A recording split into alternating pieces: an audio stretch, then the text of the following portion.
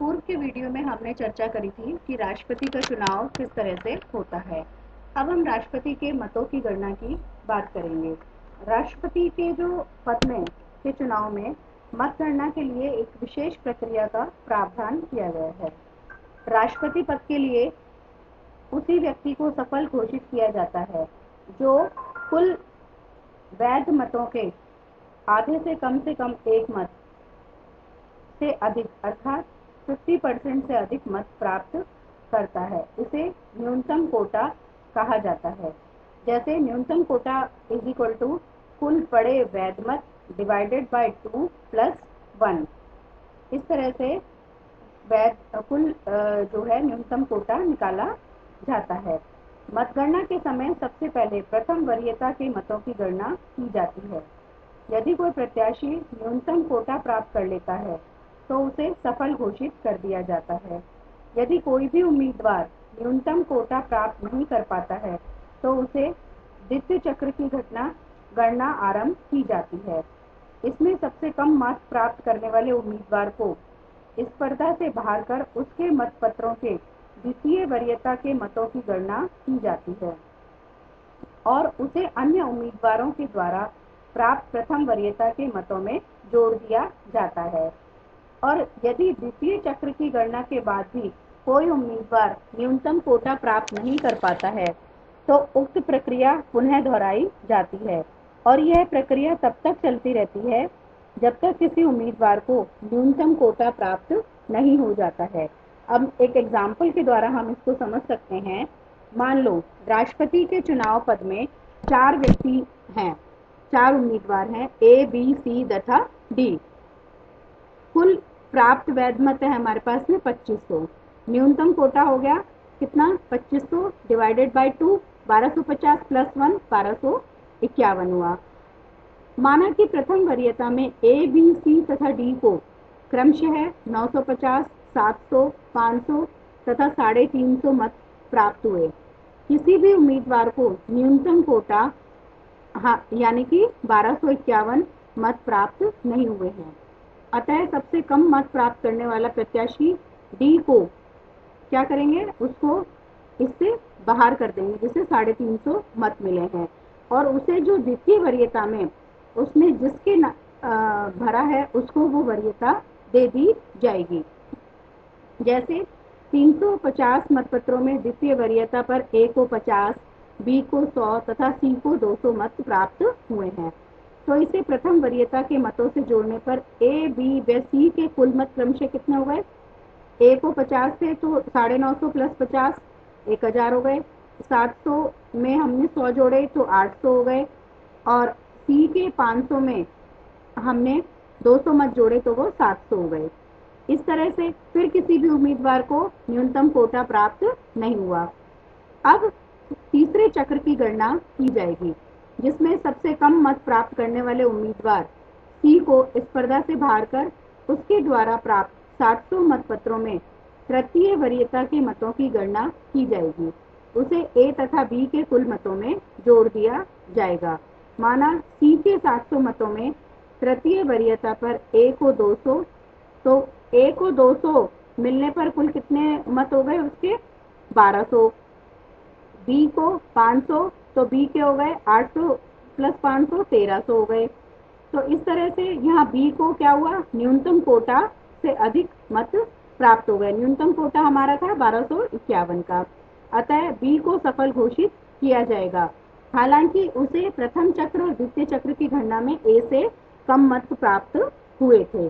तो इस तरह से राष्ट्रपति के पद की जो गणना है वो की जाती है। राष्ट्रपति के पद की जो पदावधि है वो अनुच्छेद 56 के अनुसार 5 वर्ष निर्धारित की गई है, किंतु वह 5 वर्ष के पूर्व भी कभी भी अपना जो त्यागपत्र है वो उपराष्ट्रपति को दे सकता है। उसे संविधान का अतिक्रमण करने पर अनुच्छेद 61 में उपबंधित महाभियोग की प्रक्रिया द्वारा भी हटाया जा सकता है। एक और बात है इसमें विशेष रूप से कि अनुच्छेद 56(1) 56 क्लॉज 1 के तहत राष्ट्रपति अपने 5 वर्ष की अवधि के समाप्ति के पश्चात भी तब तक अपने पद पर बना रहेगा जब तक कि उसका उत्तराधिकारी यानी कि कोई नया राष्ट्रपति अपना पद ग्रहण नहीं कर लेता है। एक और इम्पॉर्टेंट बात आपको ध्यान रखनी है, ऐसी स्थिति में जब राष्ट्रपति अपने पद पर है तब उपराष्ट्रपति कार्यवाहक राष्ट्रपति के रूप में कार्य नहीं करता है। राष्ट्रपति जब उपराष्ट्रपति को अपना त्यागपत्र देता है तब उपराष्ट्रपति तत्काल इसकी सूचना लोकसभा अध्यक्ष को देता है।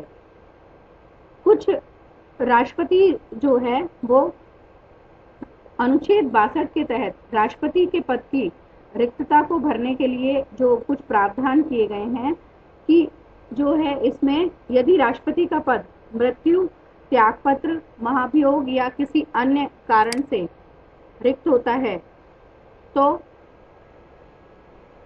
उसको भरने के लिए चुनाव 6 महीने के भीतर ही कराया जाएगा। यदि राष्ट्रपति मध्यावधि चुनाव द्वारा राष्ट्रपति का चुनाव होता है तो नया राष्ट्रपति पद ग्रहण करने की तिथि से 5 वर्ष तक अपना पद धारण करता है। और मैं पूर्व में भी बताया जा चुका है, एम हिदायतुल्लाह भारत के एकमात्र ऐसे मुख्य न्यायाधीश हैं जिन्होंने कि 20 जुलाई 1969 से 24 अगस्त 1969 तक कार्यवाहक राष्ट्रपति के रूप में कार्य ग्रहण किया था, जिसमें उपराष्ट्रपति पद भी खाली था। तो राष्ट्रपति के चुनाव संबंधी कुछ जो विवाद थे वो ये थे कि राष्ट्रपति के चुनाव संबंधी जो विवादों को सुनने का अधिकार है वो सर्वोच्च न्यायालय को दिया गया है। जैसे कि 1974 में राष्ट्रपति चुनाव से पहले गुजरात विधानसभा भंग हो गई थी। इस स्थिति में राष्ट्रपति ने 29 अप्रैल 1974 को अनुच्छेद 143 के तहत सर्वोच्च न्यायालय से परामर्श मांगा कि गुजरात विधानसभा भंग रहते क्या राष्ट्रपति का चुनाव हो सकता है। मुख्य न्यायाधीश की अध्यक्षता में 7 सदस्यीय संवैधानिक पीठ में इस प्रश्न पर विचार किया और 5 जून को विचार करके कहा कि राष्ट्रपति के चुनाव वर्तमान राष्ट्रपति का कार्यकाल समाप्त होने से पूर्व होने चाहिए और एक राज्य की विधानसभा भंग होते हुए भी ये चुनाव हो सकते हैं। किंतु 1975 में संविधान के 39वें संविधान संशोधन द्वारा इस स्थिति में परिवर्तन किया गया कि राष्ट्रपति के चुनाव संबंधी विवादों का फैसला सर्वोच्च न्यायालय की बजाय संसद कानून द्वारा किसी संस्था अथवा समिति की स्थापना करके करेगी। और इसमें यह भी व्यवस्था की गई कि इस संस्था द्वारा दिया गया अंतिम निर्णय अंतिम होगा, उसे किसी भी न्यायालय में चुनौती नहीं दी जा सकेगी। परंतु 44वें संविधान संशोधन द्वारा फिर इसमें परिवर्तन किया गया कि राष्ट्रपति के चुनाव संबंधी संदेहों तथा विवादों की जांच और निर्णय सर्वोच्च न्यायालय करेगा और उसका निर्णय अंतिम होगा। इसी आधार पर डॉक्टर जाकिर हुसैन तथा वीवी गिरे के चुनाव को सर्वोच्च न्यायालय में चुनौती दी गई थी और सर्वोच्च न्यायालय ने उनके चुनावों को वैध घोषित करके याचिकाओं को रद्द कर दिया गया था। राष्ट्रपति चुनाव से संबंधित कुछ दोष भी बताए जाते हैं, जैसे कि ये एक अप्रजातांत्रिक चुनाव माना जाता है क्योंकि इसमें राष्ट्रपति का चुनाव अप्रत्यक्ष रूप से होता है, जनता द्वारा प्रत्यक्ष नहीं होता है। आम व्यक्ति की पहुंच से ये बाहर होता है, उसकी समझ से बाहर होता है। राष्ट्रपति की चुनाव प्रणाली जैसा हमने देखा कि आनुपातिक प्रतिनिधित्व तथा एकल संक्रमणीय मत शब्दावली का प्रयोग किया गया है। तो इसमें क्या होता है कि ये बहुत सारी जो लोग थे संविधान सभा में भी, जैसे महावीर त्यागी, नजरुद्दीन, बेगम अजीज रसूल, इन सभी ने चुनाव प्रणाली को आनुपातिक प्रतिनिधित्व का नाम देने पर आपत्ति जताई थी। उनका मानना था कि इस चुनाव प्रणाली का नाम वैकल्पिक या वरीयता प्रणाली होना चाहिए था। दूसरी बात यह है कि यदि उम्मीदवार 2 से अधिक और मतदाता केवल एक ही पसंद का प्रयोग करे, इस प्रकार यदि किसी को पहली पसंद में बहुमत न मिले तो चुनाव किस प्रकार होगा। यदि उचित होता तो राष्ट्रपति पद के लिए 3 या 3 से अधिक उम्मीदवार हों और संविधान निर्माता कम से कम 3 पसंदों को देना अनिवार्य कर देते। तो इस तरह से कुछ कॉन्ट्राडिक्शंस इसमें शामिल हैं और कुछ जो है वो इसके दोष हैं। कुछ क्वेश्चंस अब हम यहाँ पर चर्चा कर लेते हैं, इसके बाद अगले वीडियो में हम राष्ट्रपति की शपथ ग्रहण के बारे में बात करेंगे। भारत में राष्ट्रपति का चुनाव किस पद्धति के अनुसार किया जाता है? आंसर है इसका आनुपातिक प्रतिनिधित्व पद्धति के अनुसार एकल संक्रमणीय मत प्रणाली द्वारा। दूसरा सवाल है, किस वर्ष की जनगणना द्वारा जो जनसंख्या का निर्धारण है वो माना गया है? 1971 की जनगणना, ये ध्यान रखने वाली बात है, और वो 2026 तक मानी जाएगी। तीसरा है, किस संविधान संशोधन द्वारा यह प्रावधान किया गया कि जब तक 2026 के पश्चात होने वाली प्रथम जनगणना के आंकड़े प्रकाशित नहीं हो जाते तब तक राष्ट्रपति चुनाव के लिए राज्यों की जनसंख्या 1971 की जनगणना द्वारा अभिनिश्चित जनसंख्या को माना जाएगा? इसका जवाब है 84वें अमेंडमेंट द्वारा। भारत का राष्ट्रपति अपने पद ग्रहण करने की तिथि से कितने वर्ष तक अपना पद धारण करता है? 5 वर्ष तक। राष्ट्रपति का 5 वर्ष का कार्यकाल समाप्त हो जाने पर भी वह कब तक अपने पद पर बना रहेगा? इसका जवाब है जब तक कि कोई उसका उत्तराधिकारी अपना पद ग्रहण नहीं कर लेता है।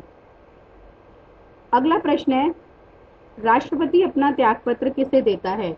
जवाब है इसका उपराष्ट्रपति को। एक और इम्पोर्टेंट प्रश्न यहाँ पर है, उपराष्ट्रपति राष्ट्रपति के त्यागपत्र की सूचना तत्काल किसे देता है? जवाब है लोकसभा अध्यक्ष को। आशा है ये वीडियो आपको पसंद आया होगा। अगले वीडियो में हम चर्चा करेंगे राष्ट्रपति की शपथ ग्रहण की प्रक्रिया। धन्यवाद।